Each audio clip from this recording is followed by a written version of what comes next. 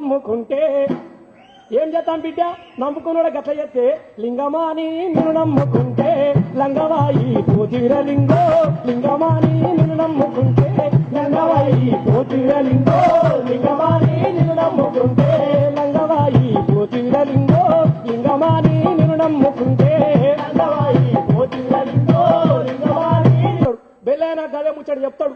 ఎవరు టీవీలో కూర్చున్న గదే ముచ్చడి చెప్తున్నారు. ఏమైనా అసమ్మతివాదులు గదే చెప్తారు.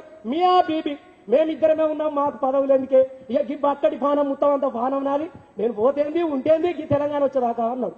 అందరూ నమ్మినాం. ఆయన కూడా అన్నాడు, పదవులేవి పట్టవన్నావు తెలంగాణ ప్రాణం అన్నావు, పదవిలేవి పట్టవన్నావు తెలంగాణ ప్రాణం అన్నావు, దొంగలతో దోస్తి గడిపినవు తెలంగాణను పొందబెట్టినవు, దొంగలతో దోస్తి గడిపినవు తెలంగాణను పొందబెట్టినవు, ఓర్పుతోని ఒడ్డు చెక్కినవు. సూపర్ స్టార్ గా పిచ్చోడా చంద్రబాబు అంటే ఎవరా? గీ గడ్డపూట పుట్టినాడు కాదనే వాళ్ళ తాత గీనే వచ్చాను గీనే ఉండి, అరే గట్లెట్టుంటే సార్ ఆయన ఎనకబడిన ప్రాంతం మాట్లాడు తెలంగాణ. నువ్వు ఉంటే ఉండి ఊట పీక్తా బై, నువ్వు అనవసరం కాగితాలను లొలిపెట్టేక మనబట్టి నన్ను. అరే ఎంత విచిత్రమైన పరిస్థితి అంటే చంద్రబాబుతోని అందరు వ్యతిరేకించారు. సమైక్యవాదుల కూటమి సార్ గెలిచిన కాడి కానీ వెనకమే ఉంటామా అన్నాడు.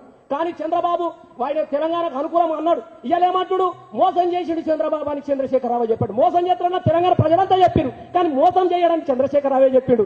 ఎంత తెలివిగాలోడంటే ఓర్పుతోని ఒడ్డుకెక్కినవు తెలంగాణకు తెడ్డు చూపినవు, లింగమాని నిన్ను నమ్ముకుంటే లంగవాయి పోతిరలింగో లింగమాని నిన్ను నమ్ముకుంటే పొత్తులెట్లా ఉన్నాయి అంటే పొత్తెక్కడి పోయి అమ్మతోడు చెప్తున్నాయి. నాకు విచిత్రమైన పరిస్థితి అంటే రేపు బీఫామ్లు ఇస్తారనగా ఈ పత్రికలలో అడిగారు, ఏం సార్ ఒకసారి ఉంటుందా అంటున్నావు, ఒకసారి లేదంటున్నావు, అందరు రమ్మని తెలంగాణ భవన్లో వండమంటున్నావు, పొద్దుగా బీఫారం ఇస్తానంటున్నావు, ఉంటుందా ఉండదా అంటే రాత్రి పూటనేమో ఉండదంటాడు, పొద్దుగాలేమో ఉన్నదంటాడు.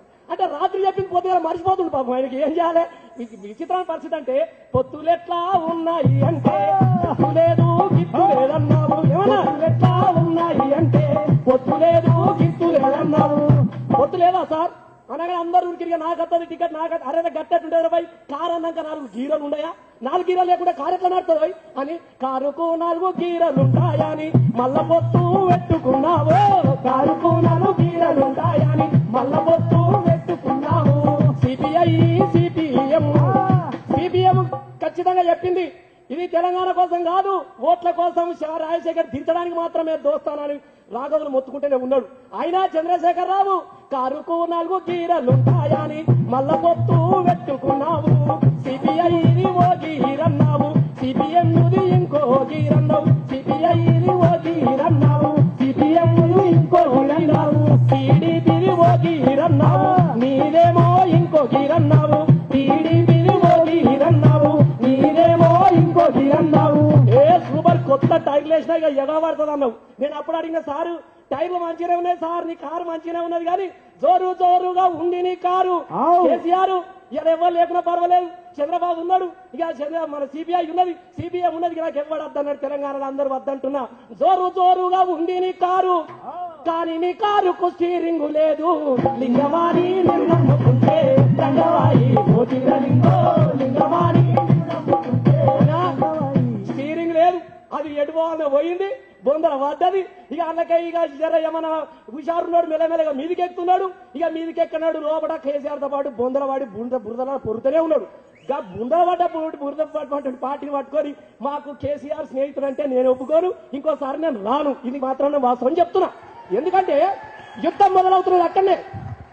తెలంగాణ రాజకీయంగా నేను తీసుకొస్తానటువంటి కేసీఆర్ ఇలా రాజశేఖర్ రెడ్డి ఇట్లా అంటాడు బై శత్రువు ఎట్లా అంటాడు, వాడు అవకాశం కోసం సందు కోసమే ఎదురు చూడబట్టే తలకాయ నడుపుకుంటా తల వంచ అంటివి చంద్రబాబు దగ్గర మోచేతుల కాడ కాళ్ళు కడుపులో పెట్టి ఇక కూర్చుంటివి.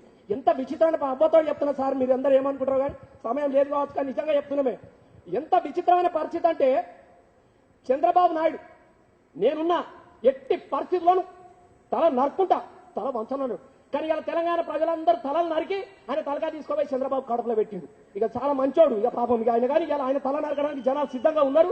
ఎట్టి పరిస్థితులను వెనుకకు ఓరు ఇక విడివారు. అందుకే మా తమ్ములు వచ్చారు, బిడ్డ అసైతుడా